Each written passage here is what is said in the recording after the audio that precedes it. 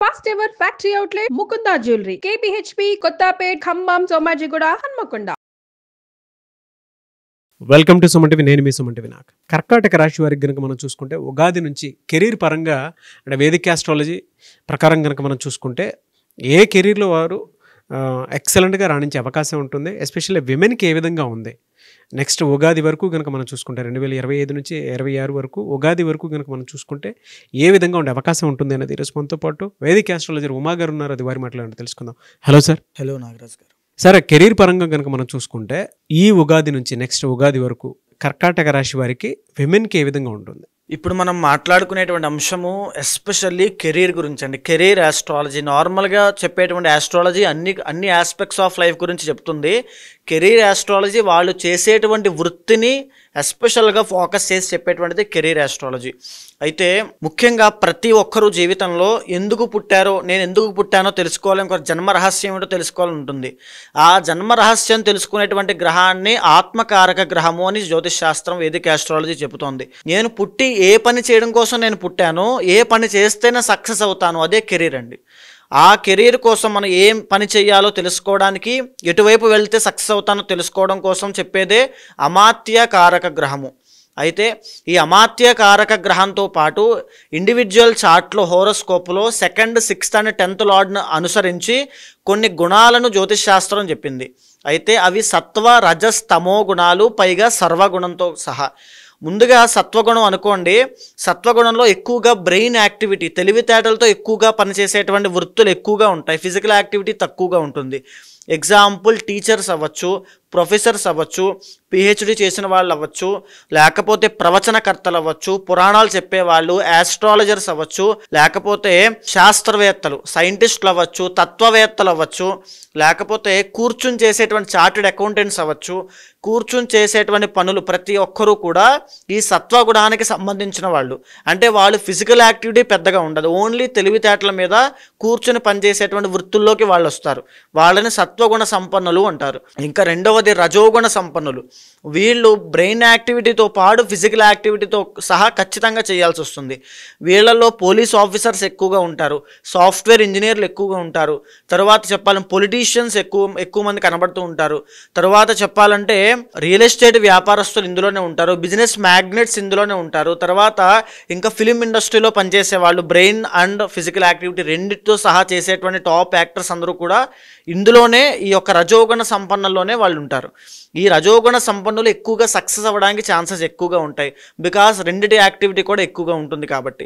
ఇక మూడవది తమోగుణ సంపన్నులు. ఈ తమోగుణ సంపన్నులు ఇంకా బ్రెయిన్ యాక్టివిటీ చాలా తక్కువగా ఉంటుంది, ఫిజికల్ యాక్టివిటీ చాలా ఎక్కువగా ఉంటుంది. ఉదాహరణకి కార్మికులండి, కర్మాగారాల్లో పనిచేసేవాళ్ళు, ఇండస్ట్రీస్లో పనిచేసేవాళ్ళు, ఫ్యాక్టరీస్లో పనిచేసేవాళ్ళు, టెక్నీషియన్స్ అవ్వచ్చు, చిన్న చిన్న ఆఫీస్ బాయ్స్, తర్వాత క్లర్క్స్ అవ్వచ్చు, లేకపోతే అసిస్టెంట్స్ అవ్వచ్చు, చిన్న చిన్న వర్కర్లు, లేకపోతే ఎక్కువగా జైల్లో పనిచేసే వాళ్ళు, డ్రైవర్సు, లేకపోతే ఇంకా అలా కష్టాన్ని నమ్ముకున్న రైతులు, వీళ్ళందరూ కూడా తమోగుణానికి సంబంధించిన వాళ్ళు. వీళ్ళకి కంప్లీట్గా ఇంకా వాళ్ళ కష్టం మీదే బ్రతకాలి, కష్టం మీదే ఆధారపడి ఉంటారు. ప్రతి వాళ్ళు మనకి నిత్యం మనం కనిపించే మన జీవితంలో మనం బయట చూసేటువంటి కష్టాన్ని నమ్ముకునే చిన్న చిన్న ఆటో వర్కర్లైనా, లారీ తోలుకునే వాళ్ళైనా, బస్ డ్రైవర్స్ అయినా, లేక కూలి పనికి వెళ్ళే వాళ్ళైనా, వీళ్ళందరూ కూడా తమోగుణానికి సంబంధించిన వాళ్ళు. వాళ్ళ కష్టం మీదే వాళ్ళు బ్రతకాలి. ఇక నాలుగవది సర్వగుణ సంపన్నులండి. వీళ్ళు చాలా ఇంపార్టెంట్. ఎందుకనంటే వీళ్ళకి సత్వ, రజస్, తమో గుణాలు మూడు కూడా వీళ్ళకి క్యాపబిలిటీ ఉంటుంది. అవసరం బట్టి వాళ్ళు తెలివితేటలతో అయినా పనిచేయగలరు, ఫిజికల్ యాక్టివిటీతో అయినా పనిచేయగలరు. రెండూ కలిపి కూడా వాళ్ళు వర్క్ చేసేటువంటి కెపాసిటీ వీళ్ళలో ఉంటుంది. ఎక్కువ మంది సర్వగుణ సంపన్నులు ఫిలిం ఇండస్ట్రీలో మనకి కనబడుతూ ఉంటారు. ఒక గొప్ప యాక్టర్ యాక్టింగ్ చేస్తూనే బిజినెస్ చేయడము, దాంతోపాటు కొన్ని వ్యాపార సంస్థలు నడపడము, ఎంతోమందికి పని ఇవ్వడము లాంటివి ఎన్నో రకరకాలైన వృత్తుల్లో ఉండి మల్టిపుల్ సోర్స్ ఆఫ్ ఇన్కమ్ సంపాదిస్తూ ఉంటారు. వాళ్ళు సర్వగుణ సంపన్నులు. ఉదాహరణకి ఒక జాబ్ చేస్తూ, ఒక బిజినెస్ పెట్టుకుని, ఒక ఇంటి రెంటల్ ద్వారా ఒక చిటీ వ్యాపారం నడుపుతూ, ఇంకొక వ్యాపారము, ఇంకొక సోర్స్ ఆఫ్ ఇన్కమ్, అలా 4-5 పెట్టుకుని నడుపుతున్నారు అనుకోండి తెలివితేటలుగా, వాళ్ళని సర్వగుణ సంపన్నులు అంటారు. సో ఈ రకంగా ఈ యొక్క ఇంటర్నల్ జాతకం ఆధారంగా అమాత్యకారక గ్రహాన్ని బేస్ చేసుకుని 2nd, 6th and 10th lord ద్వారా వాళ్ళ గుణాల బట్టి ఎవరు ఏ వృత్తులో రాణిస్తారో నిర్దేశించి మనం చెప్పొచ్చు. సార్ విమెన్కి అసలు ఈ ఇయర్ మొత్తం ఏ విధంగా ఉండే అవకాశం ఉంటుందంటారు? ఎస్పెషల్లీ ఏ కెరీర్లో ఏ గుణంలో వీళ్ళు ఎక్కువగా రాణిస్తారు? ఇప్పుడు ఏదైతే మనం 4 గుణాల గురించి మాట్లాడుకున్నాం అండి నాగరాజు గారు, ఆ గుణాలలో ఈ యొక్క కర్కాటక రాశి వాళ్ళకి ఎక్సలెంట్గా ఉండేది రజోగుణం అండి. బాగా గుర్తుపెట్టుకోండి, మీరు కర్కాటక రాశిలో జన్మించి మీరు గవర్నమెంట్ జాబ్స్కి ట్రై చేయట్లేదంటే అది మీ లోపమే, మీ ప్రయత్న లోపమే. మీకు గవర్నమెంట్ జాబ్స్ ఎక్సలెంట్గా పనిచేస్తాయి. దీని తర్వాత పొలిటీషియన్స్ కింద ఒక పొలిటికల్ కెరీర్ అనేది మీకు చాలా బాగుంటుంది. గవర్నమెంట్ సంబంధించిన కాంట్రాక్టుల్లో బాగా రాణిస్తారు. ఒక బంగారం వ్యాపారం చేసే వాళ్ళగా అద్భుతంగా రాణిస్తారు. ఒక మెడిసిన్ చేసే వాళ్ళగా అద్భుతంగా రాణిస్తారు. ఒక రియల్ ఎస్టేట్ వ్యాపారస్తులుగా అద్భుతంగా రాణిస్తారు. ఒక రియల్ ఎస్టేట్ కన్స్ట్రక్షన్స్ చేసేవాళ్ళుగా, బిల్డింగ్ కన్స్ట్రక్షన్ చేసేవాళ్ళుగా, సివిల్ ఇంజనీరింగ్ చేసేవాళ్ళుగా, మెకానికల్ ఇంజనీరింగ్ చేసేవాళ్ళుగా ఎక్సలెంట్గా రాణించడంలో కర్కాటక రాశి వాళ్ళు ముందంజలో ఉంటారు. అయితే వీళ్ళకి ఆ రజోగుణ సంపన్నము ఎప్పుడే కలుగుతుందంటే ఇంటర్నల్ జాతకంలో అమాత్య కారక గ్రహం కూడా రవి కానీ, కుజుడు కానీ, గురుడు కానీ అవ్వాలి. ఎందుకంటే రవి ఎప్పుడూ కూడా గవర్నమెంట్ సంబంధించిన గవర్నమెంట్ ఆస్పిరెంట్స్ అందరూ చాలామంది ప్రయత్నం చేస్తూ ఉంటారండి. ఇప్పుడు గవర్నమెంట్ జాబ్ కోసం వాళ్ళందరికీ అమాత్యకారక గ్రహం రవి ఉంది అని ఉన్నాడు అనుకుంటే ఖచ్చితంగా వాళ్ళకి గవర్నమెంట్ జాబ్ వస్తుంది. ఒకవేళ రవి లేక ఏ చంద్రుడు ఉంటే వాళ్ళ ఆశలు నిరాశ అవుతూ ఉంటాయి. మధ్యలోనే ఆ డ్రాప్ అయిపోవడం, ఇంట్రెస్ట్ అనేది తగ్గిపోవడం జరుగుతుంది. అదేవిధంగా అమాత్యకారక గ్రహం ఏ కుజుడో అయితే ఒక మంచి ప్రైవేట్ కంపెనీలో అయినా ఈ సివిల్ ఇంజనీరింగ్ జాబ్స్ కానీ, సాఫ్ట్వేర్ ఇంజనీరింగ్ జాబ్స్ కానీ, మెకానికల్ ఇంజనీరింగ్ జాబ్స్ కానీ చేసే అవకాశాలు ఉంటాయి. బంగారం వ్యాపారం చేసే అవకాశాలు కూడా ఎక్కువ శాతం ఉంటాయి. ఈవెన్ మెడిసిన్ కూడా వాటికి కుజుడు కాబట్టి ఉంటాయి. అదే గురుడు ఉన్నాడు అనుకోండి, గురుడు ఉంటే వీళ్ళు ఏం చేసినా సర్వగుణం వస్తుంది. ఇంకెలా అంటే ఒక పక్క గవర్నమెంట్ సంబంధించిన కాంట్రాక్టులతో వచ్చే డబ్బుని అనుభవిస్తూ, ఆ పేరుని, ఆ పరపతిని అనుభవిస్తూనే ఒక పక్క నుంచి బిజినెస్ వల్ల డబ్బులు సంపాదిస్తూ ఉంటారు కర్కాటక రాశి వాళ్ళు. బికాజ్ అధిపతి చంద్రుడు వెరీ టాలెంటెడ్ అండి. ఒక రకమైన షేడ్ కాదు, ఎన్నో రకాల షేడ్స్ ఉంటాయి జీవితంలో. అప్స్ అండ్ డౌన్స్ కూడా వీళ్ళు చాలా ఎక్కువ చూస్తారు. ఒకనొక ఫేజ్లో పీక్ టైం చూసి మళ్ళీ కింద పడిపోయేటువంటి రాశి ఏదైనా ఉందంటే కర్కాటక రాశి. ఎందుకంటే ఎలా అయితే సూర్యుడికి ఆ అమావాస్య పౌర్ణమి కళలు ఎలా అయితే పెరుగుతూ తగ్గుతూ ఉంటాయో వీళ్ళకి కూడా అంతే. వీళ్ళ లైఫ్లో ఒక్కసారి సడన్ గ్రోత్ వస్తుంది, మళ్ళీ ఒక్కసారి కింద పడిపోతారు. ఎప్పుడూ కూడా మీకు వచ్చిన సక్సెస్ అనేది పర్మనెంట్ అనుకోవద్దు, మీకు వచ్చిన ఫెయిల్యూర్ని పర్మనెంట్ అనుకోవద్దు. ఎలా అంటే ఈ అమాత్య గ్రహం ప్రకారం కనుక మనం చూసుకుంటే కెరీర్ పరంగా ఏ స్థానంలో ఏది ఉండటం వల్ల వీళ్ళకి ఈ విధంగా ఉండే అవకాశం ఉంటుంది? బికాజ్ వీళ్ళకి సెకండ్ హౌస్ చూడండి, ద ఒరిజినల్ సెకండ్ హౌస్ వచ్చేసి వీళ్ళకి సింహం అవుతుంది. అంటే రవి అధిపతి అవుతాడు. వీళ్ళ చదివిన వృత్తి ఆధారంగా ఏ పెద్ద కంపెనీలో జాబ్ తెచ్చుకోవడం, లేకపోతే పెద్ద సివిల్ ఇంజనీర్ అవ్వడం, మెకానికల్ ఇంజనీర్ అవ్వడం లాంటివి జరిగే అవకాశాలు ఉంటాయి. మళ్ళీ 6th లార్డ్ చూడండి గురుడు అవుతాడు. అంటే గురుడు మళ్ళా దశమాధిపతి కుజుడు అవుతాడు. గురు కుజుడు ఇద్దరు కూడా ప్రభుత్వానికి సంబంధించిన వాళ్ళు. ఈవెన్ రవి కూడా ప్రభుత్వానికి సంబంధించిన వాళ్ళు. ప్రభుత్వ సొమ్ము తినాలి అంటే కర్కాటక రాశిలో పుట్టాలి ఖచ్చితంగా. కర్కాటక రాశిలో పుట్టిన వాళ్ళైనా వాళ్ళ కుటుంబ సభ్యులైనా వాళ్ళ వల్ల ప్రభుత్వ సొమ్ము తింటారు. వంశపారంపర్యంగా వచ్చేటువంటి గవర్నమెంట్ జాబులు అనుభవించడం కానీ, గవర్నమెంట్ సెక్టార్లో ఏదో విధంగా పనిచేయడం కానీ, గవర్నమెంట్ కాంట్రాక్ట్స్ వల్ల డబ్బు సంపాదించడం కానీ ఖచ్చితంగా జరుగుతుంది. ఇక అమాత్యకార గ్రహం అనుకూలించాలి. కేవలం కర్కాటక రాశిలో జన్మించడం వల్ల వాళ్ళ గవర్నమెంట్ జాబ్లో రాణించలేరు. వాళ్ళ అమాత్యకారక గ్రహం ఉంటుంది కదా, ఆ గ్రహం యొక్క బలం కూడా చాలా బాగుండాలి. ఉదాహరణకి ఒక వ్యక్తి కర్కాటక రాశిలో జన్మించాడు, ఆయన యొక్క అమాత్యకారక గ్రహము ఉదాహరణకి ఏ బుధుడో అయ్యాడు. వాళ్ళు ఎలాంటి పరిస్థితుల్లో ఉంటారంటే ఒక బిజినెస్ చేస్తారు. ఆ బిజినెస్ కూడా గొప్ప పేరు ప్రఖ్యాతులు సంపాదించేంత వ్యాపారంగా అవుతుంది ఎప్పుడు ఆ బుధుడు యొక్క బలం చాలా బాగున్నప్పుడు. ఆ బుధుడు ఏ కన్యలోనో స్వచ్ఛలోనో కలిసి రవితో పాటు రవి బుధుడు కలిసి బుధ ఆదిత్యయోగం పట్టిందనుకోండి, అక్కడ ఆ బుధుడి వల్ల వీళ్ళ వ్యాపారంలో ఎక్సలెంట్గా ఉంటుంది. లేదా ఏ కుజుడు అమాత్యకారక గ్రహం అయితే వీళ్ళకి ఏ రైల్వే జాబ్స్లోనో, గవర్నమెంట్ ఎలక్ట్రికల్ జాబ్స్లో కానీ, లేకపోతే సాఫ్ట్వేర్ జాబ్స్లో కానీ ఎక్సలెంట్ శాలరీ ఉంటుంది వీళ్ళకి. మళ్ళీ దాంట్లో కానీ, లేకపోతే పోలీస్ సెక్టార్లో కానీ, ఆర్మీలో కానీ, ఫైర్ ఇంజిన్ డిపార్ట్మెంట్స్లో కానీ, లేకపోతే కుజుడు కాబట్టి పెద్ద మ్యానుఫ్యాక్చరింగ్ యూనిట్స్లో మేనేజర్స్ కింద, ఫౌండర్స్ కింద, సిఇఓస్ కింద వీళ్ళు బాగా రాణించగలుగుతారు. అంటే ఏదైనా బ్రాడ్గా చాలా పెద్దగా హ్యూజ్ సక్సెస్ అనేది వీళ్ళకి వస్తుంది కర్కాటక రాశి వాళ్ళకి. అమాత్యకారక గ్రహం బాగున్నప్పుడు మాత్రమే. సో ఇప్పుడు మీరు కర్కాటక రాశిలో ఉండి ఎడ్యుకేషన్ పూర్తయిపోయి నేను జాబ్స్ కోసం ప్రయత్నం చేస్తున్నాను, నాకు ఎలాంటి సజెషన్ ఇస్తారు అనుకుంటే ఖచ్చితంగా ఫస్ట్ ఆఫ్ ఆల్ నా ఫస్ట్ ప్రొడక్షన్ గవర్నమెంట్ జాబ్ కోసం ప్రయత్నం చేయండి. లేదా మీరు ఏదైతే చదువుకున్నారో ఆ చదువులో ఫర్ సపోజ్ బీటెక్ చేశారనుకోండి, పెద్ద పెద్ద కంపెనీస్ కోసం ప్రయత్నం చేయండి. ఖచ్చితంగా మీరు సెలెక్ట్ అయ్యే అవకాశాలు ఎక్కువ ఉంటాయి. ఒకవేళ ఫర్ సపోజ్ మీ ఇంటర్నల్ జాతకంలో అమాత్యకారక గ్రహం పూర్తిగా పాడైపోయింది అనుకోండి, మీకు చాలా లేట్ సక్సెస్ అనేది వస్తుంది. మీ సక్సెస్ అనేది 35 years దాకా రాదు.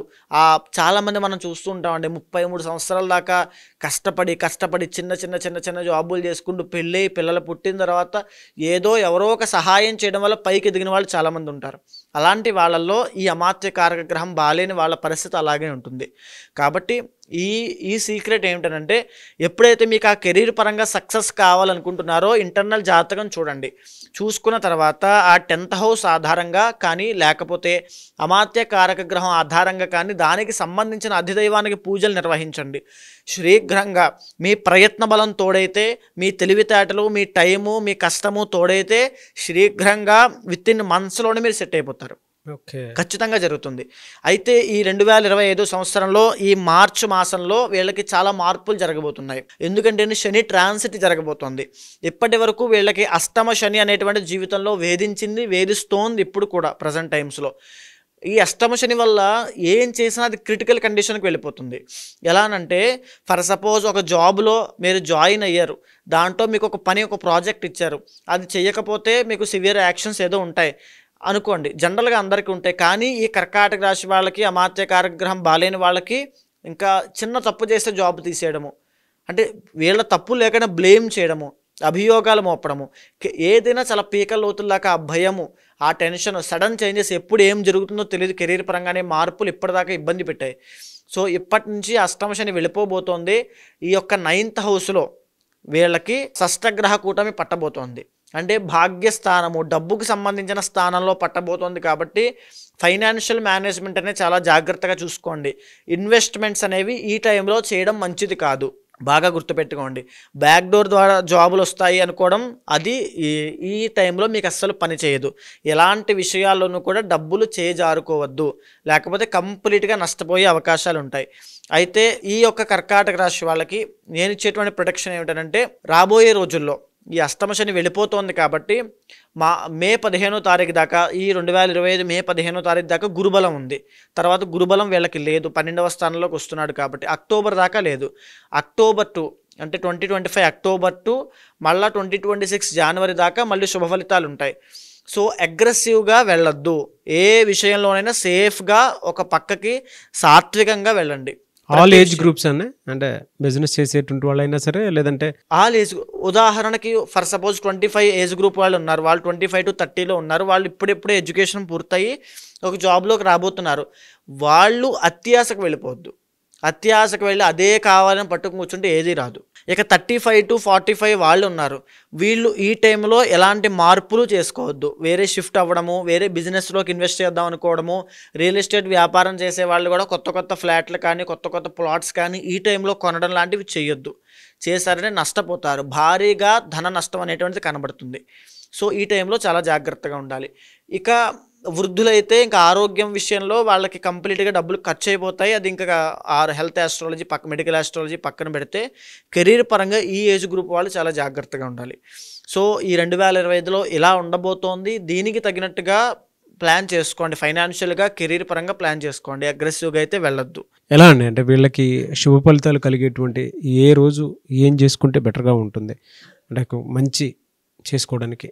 సోమవారం అండి, చాలా ముఖ్యమైనది. ప్రతి సోమవారము శివ ఆలయానికి వెళ్ళి శివదర్శనం చేసుకుంటూ శివనామస్మరణ చేయండి. ఉదాహరణకి మీకు కుజుడు కూడా 6th లార్డ్ అవుతాడు కాబట్టి సుబ్రహ్మణ్య స్వామి యొక్క మంత్రము కలిసేలాగా ఓం సుబ్రహ్మణ్యాయ శ్రీరుద్రాయ నమః అనేటువంటి మంత్రాన్ని మీకు ఏదైనా భయం వేసినప్పుడు, ఏ వైపు లెఫ్ట్ ఆర్ రైట్ సిచ్యువేషన్లో ఎటు వెళ్ళాలో తెలియనప్పుడు ఈ మంత్రాన్ని ఒక 108 సార్లు జపం చేస్తే ఖచ్చితంగా మీ మానసికంగా ఒక స్ఫురణ ఏం చేయాలో మీకు ఆ మంచి థాట్ అనేది వస్తుంది.